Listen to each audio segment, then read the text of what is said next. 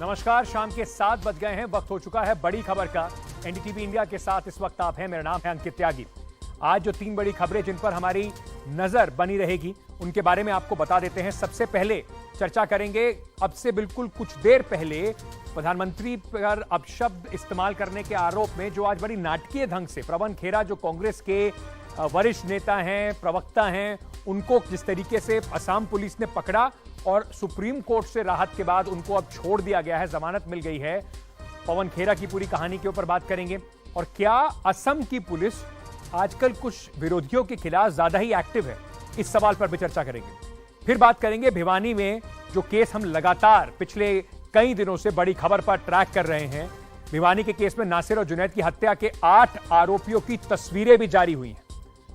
पहचान लीजिएगा ठीक से उन 8 लोगों को, आपको दिखाऊंगा। और फिर कम से कम पुलिस की सहायता कीजिए कि इनको पकड़ा जा सके और दूध का दूध पानी का पानी हो पाए। और फिर बात करेंगे दिल्ली में एमसीडी की स्टैंडिंग कमेटी के चुनाव को लेकर।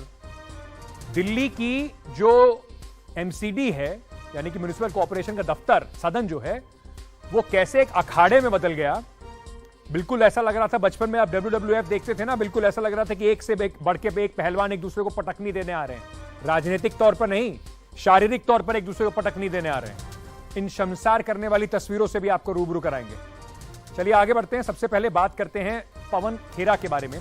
कांग्रेस के वरिष्ठ नेता हैं और अब से कुछ देर पहले ही पवन खेरा को, ये सब तस्वीरें आप देख रहे हैं, ये द्वारका कोर्ट के बाहर है, उनको बेल पर रिहा कर दिया गया है। क्यों पकड़ लिए गए थे पवन खेरा? प्रधानमंत्री नरेंद्र मोदी, कहा जा रहा है कि उनके ऊपर आरोप है कि उन्होंने प्रधानमंत्री नरेंद्र मोदी के खिलाफ अपशब्द कहे और इसी वजह से असम में उनके बाद दर्जन भर से ज्यादा केस कर दिए गए। असम में केस क्यों करे गए? उत्तर प्रदेश में भी कुछ केस हुए हैं, पर असम में भारतीय जनता पार्टी की सरकार है, उत्तर प्रदेश में भी भारतीय जनता पार्टी की सरकार है। उन्हें आज वो हवाई जहाज से रायपुर जा रहे थे कांग्रेस के अधिवेशन के लिए, वहां हवाई जहाज से खींच के उतार दिया गया नीचे और उसके बाद उनको गिरफ्तार कर लिया गया। लेकिन सुप्रीम कोर्ट ने उनको राहत दी, कहा मंगलवार तक इनको मत ले जाइए यहां से, और अब सोमवार को सारी याचिकाओं को इकट्ठा करके एक जगह उनकी सुनवाई करने पर बातचीत भी सुप्रीम कोर्ट करेगा। जैसे ही वो बाहर निकले पवन खेरा, ये तस्वीरें जो आप देख रहे हैं, उन्होंने एनडीटीवी से खास बातचीत की। सबसे पहले आपको वो सुनवाते हैं। Sir, thank you for speaking to NDTV. आपको फाइनली बेल मिल गया है। How do you see this entire case against yourself? This is the victory of the legal process of this country, of this great democracy called India, which we are trying to uphold and fight for. So finally, are you going to Raipur, sir? Yes, of course. Tomorrow morning, is it? I am trying to go tonight, otherwise tomorrow morning. So, the Supreme Court said there needs to be some kind of discourse even in the political sphere. The comments you made, was it a slip of the tongue? I will not comment on that right now, since it's a sub judice matter. All that I want to say is that the majesty of law has upheld my rights, my liberties. So the Congress leaders are saying that it's a attack on the fundamental rights. Do you see? Absolutely, they are right. Absolutely, without any FIR copy being given to me, without any notice being served on me, I was asked to deplane as if I was a terrorist. Many Congress leaders are also saying it looks like a unsaid emergency. You know. You know what's happening around. This is not the only example of people's rights and liberties being curtailed. Today it's me, tomorrow it could be anyone. तो पवन खेरा कह रहे थे आज मुझ पर हो रहा है, कल किसी और के ऊपर भी हो सकता है। ये उनके हिसाब से लोगों की स्वतंत्रता को, बोलने की स्वतंत्रता को दबाने की कोशिश है, ऑपोजिशन को डराने की कोशिश है। रायपुर जाने की कोशिश करेंगे, लेकिन आज पूरा जो ये मामला हुआ, किस तरीके से नाटकीय रूप से पूरा कहानी हुई, जरा वो कहानी फटाफट आपको बता देता हूं। 12:30 बजे की वक्त होगा जब पवन खेरा रायपुर की फ्लाइट में चढ़े हुए थे बाकी कांग्रेस नेताओं के साथ। इंडिगो की वो फ्लाइट थी। इंडिगो के मुताबिक पुलिस ने उन्हें प्लेन से उतार दिया। खेड़ा साहब के साथ कई और कांग्रेस नेता भी थे, वो सब भी फ्लाइट से उतर गए। उन्होंने वहीं धरना प्रदर्शन शुरू कर दिया। 12:30 से 1:30 बजे के बीच में दिल्ली के एयरपोर्ट पर हाई वोल्टेज ड्रामा लगातार जारी रहा। विमान के बाहर आकर कांग्रेस नेताओं ने धरना दिया। पुलिस के साथ बहस करते हुए कई कांग्रेस के नेता दिखाई पड़े, उनकी कुछ तस्वीरें भी आपको दिखाऊंगा। फिर उसके बाद 1:30 बजे करीब असम की जो पुलिस है उसने एयरपोर्ट से पवन खेरा को गिरफ्तार किया और फिर प्रधानमंत्री नरेंद्र मोदी पर आपत्तिजनक टिप्पणी करने के लिए उन्होंने कहा कि आपको गिरफ्तार कर रहे हैं। 2 बजे पवन खेरा की गिरफ्तारी के खिलाफ कांग्रेस पार्टी जो है वो पहुंच जाती है सुप्रीम कोर्ट। और सुप्रीम कोर्ट पहुंचने के बाद जो कांग्रेस पार्टी है वो वहां पर आज याचिका लगाती है। 3 बजे चीफ जस्टिस की अगुवाई में एक बेंच है जो इनकी इस मामले की सुनवाई करती है और सुप्रीम कोर्ट इनको इनको मंगलवार तक की राहत दे देता है। अब क्यों गिरफ्तारी हुई है पवन खेरा की? दिल्ली पुलिस को असम पुलिस का एक अनुरोध आया था कि भाई हमारी मदद कीजिए, हमें अरेस्ट करना है। पवन खेरा की गिरफ्तारी में मदद का अनुरोध आया। असम के हाफलॉन्ग जिले में दर्ज किया गया केस, दिल्ली पुलिस के थाने में जो धाराएं हैं उसमें FIR नंबर 19/2023 यानी कि 19 तारीख को यह मामला दर्ज हुआ था। प्रधानमंत्री के लिए अपशब्द कहने का इस्तेमाल जो है उसका आरोप है। पवन खेरा को दिल्ली के टर्मिनल 1 से हिरासत में लिया गया और असम पुलिस के आईओ ने उनको गिरफ्तार कर लिया। ये राजनीतिक जो नेता हैं उनके आपस में खींचाताशी जो होती रहती है। जरा हम कोशिश करते हैं, कुछ आपको तस्वीरें दिखाते हैं उस समय की भी जब सुबह प्लेन में पवन खेरा को पकड़ लिया गया था। अब सवाल ये उठ रहा है कि ऑपोजिशन पार्टीज ये बार बार ये कह रही हैं कि देखिए जो बीजेपी शासित राज्य हैं उनका यही काम है, आप बोलिए और आपको डराने के लिए पुलिस आ जाती है, केस 10 जगह आपके खिलाफ हो जाते हैं। पर इन सब में क्या कहीं ना कहीं असम जो है, हेमंत बिस्वा शर्मा जहां पर मुख्यमंत्री हैं, बीजेपी की सरकार है, वो आजकल कुछ ज्यादा ही एक्टिव दिखाई पड़ रहा है। वो लग रहा है कि वही ऑपोजिशन पर नकेल कसने के लिए सबसे ज्यादा असम ही एक्टिव दिखाई पड़ रहा है। ऐसा मैं क्यों कह रहा हूं यह भी जरा आपको बताता हूं कि क्यों और ऐसा लग रहा है कि विपक्षियों पर पहले भी केस हुए, क्या विपक्ष की आवाज दबाने की कोशिश है और असम जो है इसमें लीड ले रहा है। 20 अप्रैल 2022 को जिग्नेश मेवानी की गिरफ्तारी होती है। वडगाम से कांग्रेस के समर्थित विधायक हैं। जिग्नेश मेवानी ने प्रधानमंत्री के खिलाफ आरोप लगा था कि आपत्तिजनक टिप्पणी की और उनको असम की पुलिस पकड़ के ले गई। जून 2022 में महाराष्ट्र की जब राजनीति में भूचाल आ रहा है तो कहां जाते हैं सारे विधायक, जिसको कहा जाता है ऑपोजिशन के द्वारा ऑपरेशन लोटस। एकनाथ शिंदे नेतृत्व के बागी विधायक असम पहुंच जाते हैं संरक्षण के लिए। हेमंत बिस्वा शर्मा ने उस समय कहा सभी का स्वागत है, आने दीजिए। फिर 2019 में अखिल गोगोई पर UAPA लगाया जाता है। सीए के खिलाफ प्रदर्शन दर्ज करते हुए उनके खिलाफ केस दर्ज कराया गया। तो पवन खेरा, जिग्नेश मेवानी, अखिल गोगोई, ऑपरेशन लोटस का एक हमने आपको एग्जाम्पल दिया। तो कहीं ना कहीं असम जो है वो प्रतिद्वंदियों के लिए एक डराने वाला राज्य बन गया है।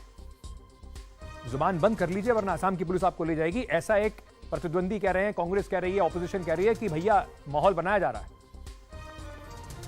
अब राजनीति में कितना ठीक है इस तरीके के हथकंडों का इस्तेमाल, ये तो जनता को भी सोचना होगा और नेताओं को भी इस पर बहस तो कम से कम करनी चाहिए। चलिए आगे बढ़ते हैं और हमारी दूसरी बड़ी खबर की ओर आपको लिए चलते हैं, जो खबर हम लगातार पिछले कई दिनों से यहां पर बड़ी खबर पर ट्रैक कर रहे हैं, उस पर हमने पूरी फोकस जो है वो बनाया हुआ है। हरियाणा में भिवानी में जली हुई हालत में 2 शव मिलते हैं, नासिर और जुनैद, उनका शवों की पहचान होती है। इस पूरे केस के बाद बड़ी हाहाकार होती है।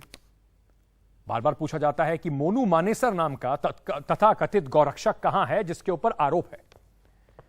अब हमारे पास कुछ ताजा जानकारी हाथ लगी है और जरा मैं वो जानकारी आपके सामने रख देता हूं। ताजा जानकारी के मुताबिक 8 आरोपी हैं जिनकी तस्वीरें पुलिस ने जारी की है। तो जरा वो 8 आरोपियों की तस्वीरें जो हैं वो हम यहां पर ये तस्वीरें हैं, नाम के साथ ये तथाकथित गौरक्षक है जिनकी तस्वीरें जारी की गई हैं। अनिल हैं ये नूह के निवासी। अगली फोटो की तरफ चलते हैं और बात करते हैं, ये श्रीकांत हैं, ये भी नूह के निवासी हैं। इसके बाद और भी ये सब अपने आप को गौरक्षक कह रहे हैं और इन्हीं के ऊपर आरोप है कि इन 8 ने उन लोगों को अगवा किया और फिर उनको मार दिया। कालू हैं, ये भी नूह के निवासी हैं। उसके बाद अगर बात करें तो किशोर हैं, ये करनाल के हैं, इनको भी पुलिस तलाश रही है। किशोर के साथ साथ मोनू हैं भिवानी के निवासी, इनको भी पुलिस तलाश रही है। तो ये 8 आरोपी हैं, विकास भी हैं जींद के। तो इनकी जरा तस्वीरें ठीक से देख लीजिए और मदद कीजिए। इतने विभत्स हत्याकांड को करने वाले शशिकांत साहब जो हैं करनाल के हैं, ये भी, इनकी भी जरा तस्वीर देख लीजिए। अनिल हैं, ये भी भिवानी के हैं। तो कुल मिलाकर इन लोगों को देखा हो अगर आपने कहीं तो पुलिस की मदद जरूर कीजिए। इनमें से अगर कोई भी आदमी, और अगर इन्होंने कुछ गलत नहीं कहा, जैसे कह देते हैं ना बीजेपी और कोई भी पॉलिटिकल पार्टी कह देती है अगर गलत नहीं करा तो डर क्यों रहे हो, भाग क्यों रहे हो, सामना करो पुलिस का। तो इन्हें भी करना चाहिए पुलिस का सामना। तो तस्वीरें जरा ढंग से देख लीजिए। लेकिन बीते कई दिनों के बाद भी एक ही नाम है जिस पे सबसे ज्यादा चर्चा हो रही है, वो नाम है मोनू मानेसर का। उसे लेकर राजस्थान पुलिस ने अभी तक कुछ स्पष्ट रूप से कहा नहीं। इन 8 लोगों की फोटो में मोनू मानेसर की तस्वीर भी नहीं है। इसके अलावा एक आरोपी है रिंकू सैनी, जिसको पुलिस ने अभी तक गिरफ्त में ले रखा है। तो 8 को ढूंढ रहे हैं, एक गिरफ्त में है, और मोनू मानेसर जिस पे परिवार ने आरोप लगाया है उस पर अभी तक राजस्थान की पुलिस तो कुछ कहने को तैयार नहीं है। हरियाणा की पुलिस भी चुप्पी साधे हुए है, लंबी चुप्पी। अब इस मामले में एनडीटीवी के पास कुछ खास जानकारी भी हाथ लगी है। हमारे सहयोगी सौरभ शुक्ला ने एक्सक्लूसिव जानकारी अपने सूत्रों से निकाली है। उस जानकारी के मुताबिक नासिर और जुनैद को अगवा करके करीब 20 घंटे तक आरोपी जो हैं वो घुमाते रहे। नासिर और जुनैद को हरियाणा के 4 जिलों में अलग अलग रास्तों पे लेके घूमते रहे ये लोग। नासिर जुनैद हत्याकांड में गौरक्षकों के 2 समूह का जो कुल मिला के खेल है वो सामने आ रहा है। गौरक्षकों ने पहला जो समूह है उसने नासिर और जुनैद को अगवा किया और फिर पीटा, बुरी तरह से पीटा, अधमरा करके उन्हें पुलिस के सामने ले गए, जहां पर पुलिस ने, हरियाणा की पुलिस ने अपना पिंड छुटाने के लिए, पल्ला छुटाने के लिए उन्हें कहा कि भाई यहां से ले जाओ। ना उनको अस्पताल लेके गए, ना आरोपियों को पकड़ा, उन्हें बस जाने दिया। दूसरा समूह जो है फिर इन अधमरे 2 शख्सों को दूसरे समूह को सौंप दिया जाता है। दूसरा समूह नासिर जुनैद की हत्या कर देता है, ऐसा सूत्र बता रहे हैं, और शव को लेकर जींद झज्जर होते हुए वो भिवानी पहुंचते हैं। सूत्रों ने यह भी कहा 16 फरवरी की रात को बुलेरो गाड़ी में आग लगाई जाती है और राजस्थान पुलिस अब कुल मिला के 13 लोगों को इस मामले में आरोपी बना चुकी है। सीधे अपने सहयोगी सौरभ शुक्ला के पास आपको लिए चलता हूं। सौरभ इस वक्त हमारे साथ जुड़ रहे हैं, लगातार इस मामले से एक जुड़ी हुई खास जानकारियां लेकर आ रहे हैं। सौरभ, बहुत महत्वपूर्ण जानकारी आज आपने निकाली है। इस सब जानकारी के बाद क्या माना जाए, कितना पास है राजस्थान पुलिस इन लोगों को पकड़ने में, इन्हें अरेस्ट करने में, और मोनू मानेसर की कहानी को कहां आप देखते हैं जाते हुए? देखिए, समझना होगा हमें इस बात को अंकित। तमाम जगह पर हम देखते हैं कि देखिए इस पूरे केस में कभी भी मोनू मानेसर मुख्य आरोपी नहीं था। मोनू मानेसर अभी भी एफआईआर में है। जो 8 तस्वीरें जो राजस्थान पुलिस ने जारी की हैं वो उन 5 आरोपियों से अलग हैं जिनके बारे में राजस्थान पुलिस पहले ही ब्रीफ कर चुकी है, जिसमें रिंकू सैनी, लोकेश सिंगला, मोनू मानेसर, अनिल और श्रीकांत हैं। ये जो 8 तस्वीरें जारी की गई हैं वो नए अभियुक्त जो 8 बनाए गए हैं, यानी इस पूरे केस में कुल 13 अभियुक्त हो गए हैं। तो ये 8 अभियुक्त उस मामले में है। मोनू मानेसर के बारे में आप बात कर रहे हैं और पहले भी करते रहे हैं। देखिए, मोनू मानेसर के रोल को अभी भी पुलिस जांच रही है।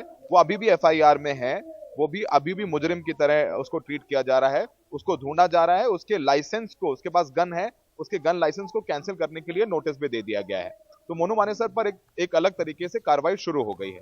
लेकिन पुलिस के जो सूत्र है उनके मुताबिक मोनू मानेसर मौके पर नहीं था किडनैपिंग के वक्त, ना ही जो शवों को डिस्पोज ऑफ किया उस वक्त था। वो इनके संपर्क में था, इसकी टीम के लोग हैं। तो मोनू मानेसर इस पूरे केस में कभी भी मुख्य आरोपी नहीं था, वो एक आरोपी है। अब बात करते हैं कि ये जो अपराध है, सबसे बड़ी बात यहां पर एक और लैब से हरियाणा पुलिस की जो सामने आती है। 15 तारीख की सुबह, छोटा सा घटना, पूरा जो एक टाइमलाइन मोटा मोटी अपने दर्शकों को समझा देते हैं अंकित। 15 तारीख की सुबह नासिर और जुनैद को पकड़ते हैं, जो पहली टीम है गौरक्षकों की, जिसमें रिंकू सैनी, लोकेश सिंगला और ये सब वो लोग हैं जो पुलिस के इन्फॉर्मर्स हैं। ये इनको पकड़ते हैं, जुनैद और नासिर को, और गौ तस्करी के शक में इनकी जबरदस्त पिटाई कर देते हैं। पीटने के बाद अधमरी हालत में इनको नू पुलिस के पास ले जाते हैं, हरियाणा पुलिस के पास ले जाते हैं। हरियाणा पुलिस वाले देखते हैं कि इनकी तो हालत बड़ी खराब है और ये थाने में मर सकते हैं। पुलिस वाले हाथ खड़ा कर देते हैं, कहते हैं अगर यहाँ मर गए तो हम लोग भी फंस जाएंगे और तुम लोग भी फंस जाओगे, इन लोगों को यहाँ से लेके जाओ। उसके बाद ये गौ तस्कर, ये रिंकू सैनी वगैरह जो पहला समूह है, वो दूसरे समूह को फोन मिलाता है। वो कहता है देखिए यहाँ फंस गए हैं और ये लोग मरने वाले हैं, अगर ये मर गए तो हमारी तो हालत खराब हो जाएगी, पकड़ जाएंगे, हम लोग को जेल जाना पड़ेगा। उसके बाद इन गौ रक्षकों का एक दूसरा समूह एक्टिव होता है, जिनके नाम आपने अभी पढ़े, जिसमें शशिकांत है, जिसमें मोनू है। ये तमाम वो लोग हैं जो जींद, करनाल, भिवानी, इन तमाम जिलों के रहने वाले हैं। ये आते हैं, ये जुनैद और नासिर को पिकअप करते हैं और लगभग 20 घंटों तक इनकी हत्या कर देते हैं। उसके बाद 20 घंटों तक जींद, झज्जर और फिर भिवानी में घूमते रहते हैं और 250 किलोमीटर तक लगभग घूमते हैं। और रात में 16 तारीख के इनके शवों को गाड़ी में डालकर बुलेरो कार से, जिससे निकले थे जुनैद और नासिर, उसको जला देते हैं और हरियाणा पुलिस को कानो कान खबर नहीं होती है। तो अभी तक सिर्फ एक हत्या का आरोपी गिरफ्तार हुआ और 1 हफ्ता हो गया है। राजस्थान और हरियाणा की पुलिस लगातार दबिश दे रही है, लेकिन उनके हाथ खाली के खाली। और सोचिए कितना संगठित अपराध है कि कितनी हर जिले में एक एक टीम सक्रिय होती है। वो एक जिले से बैटन जैसे पास करते हैं ना, वैसे दोनों के शव पास किए गए बैटन के तरीके से। और हरियाणा पुलिस पूरी तरीके से नाकाम रही कि उनके राज्य में इतनी बड़ी घटना हो रही है और उनको कानो कान खबर तक नहीं होती है। क्योंकि सौरभ, कहीं ना कहीं नाकामी का कारण यह भी है कि कैसे इन गौरक्षकों की आड़ में हरियाणा पुलिस ने इनको खुली छूट दे रखी है। मुखबिरी की आड़ में इन्हें खुली छूट मिली हुई है, इसलिए शायद उन्होंने जहमत भी नहीं उठाई कि इस तरीके की कुछ इन्वेस्टिगेशन की जा सके जिससे कि ये लोग हैं शायद इनकी जान बच जाती, या कम से कम हत्या के बाद इनका वो हाल ना होता जो इनका हाल हुआ और आरोपी जल्दी पकड़े जाते। बहुत बहुत शुक्रिया सौरभ हमारे साथ जुड़ने के लिए। आगे बढ़ते हैं और बात करते हैं एमसीडी की, पर उससे पहले एक छोटा सा जरा ब्रेक ले लेते हैं और वापस आके ये जो माननीय है ना, ये आपको बिल्कुल रेसलिंग दंगल वाले जो हैं कुश्ती के पहलवान नजर आएंगे, माननीय से कम। दिखाएंगे तस्वीरें आपको। वापस आ रहे हैं दिल्ली से तस्वीरें।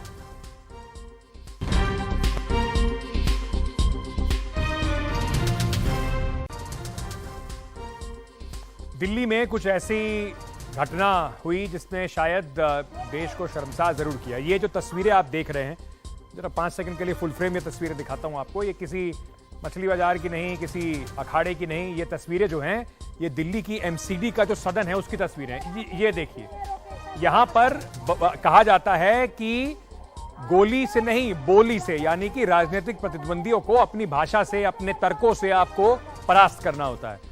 पर वो सब बात पुरानी है। दिल्ली में आम आदमी पार्टी और बीजेपी के पार्षदों को लगा कि अपनी ताकत की आजमाइश करने का इससे बढ़िया मौका और मिल नहीं सकता, वो भी तब जब सुप्रीम कोर्ट ने कल कहा था कि एक दिन के अंदर चुनाव की प्रक्रिया एमसीडी में मेयर, डेप्यूटी मेयर और स्टैंडिंग कमेटी की पूरी कर दी जाए। मेयर चुन लिया, डेप्यूटी मेयर चुन लिया, पर स्टैंडिंग कमेटी में ऐसा पेच फंसा कि पूरी रात बोतलें, माइक, लात घूंसे चलते रहे। तो ऐसा क्या है दिल्ली की स्टैंडिंग कमेटी में जिसको लेकर इतनी आपस में मारपीट चल रही है? क्यों जरूरी है स्टैंडिंग कमेटी? उसके बारे में थोड़ा जरा आपको महाभारत जो है समझा देता हूं। अब दिल्ली में जो कार्रवाई है वो तो एक स्थगित कर दी गई है कल तक, लेकिन स्टैंडिंग कमेटी जो है वो असली ताकत होती है, असली सरकार होती है, उसी का महत्व होता है और इसीलिए लड़ाई लड़ी जा रही है इतनी बुरी तरह से। नगर निगम की स्टैंडिंग कमेटी असली सरकार के तौर पर जानी जाती है। निगम के अंदर कोई भी प्रस्ताव पहले स्टैंडिंग कमेटी में पास होता है, उसके बाद सदन जो है उसमें मंजूरी के लिए स्टैंडिंग कमेटी से वो आता है। स्टैंडिंग कमेटी का चेयरमैन पद सबसे पावरफुल माना जाता है। मेयर तो सिर्फ एक स्पीकर की तरह कार्रवाई चला रहे होते हैं। सीधे शब्दों में मेयर सभापति का काम करते हैं, स्टैंडिंग कमेटी का चेयरमैन समझ लीजिए मुख्यमंत्री जैसा होता है। नगर निगम सदन की बैठक 1 महीने में 1 बार होती है, जबकि स्टैंडिंग कमेटी जो है उसकी बैठक हर हफ्ते होती है। क्या होना है, कैसे होना है, बजट कहां से आएगा, ये सब स्टैंडिंग कमेटी तय करती है। स्टैंडिंग कमेटी एमसीडी की जो है उसमें कुल मिलाकर 18 सदस्य होते हैं। जिसके पास 10 सदस्य होते हैं, चेयरमैन उसका होता है। मेयर के पद के बाद अगर स्टैंडिंग कमेटी में आपकी मुट्ठी में हो, अगर आप वहां काबिज हो, तो नगर निगम में आपकी पूरी तूती बोलती है। आम आदमी पार्टी इस पर कंट्रोल करना चाहेगी, उनके पास वोट ज्यादा हैं, मेंबर ज्यादा हैं, और बीजेपी बस यही अपने हाथ से गंवाना नहीं चाहती और उसकी वजह से ये दंगल देखने को मिल रहा है।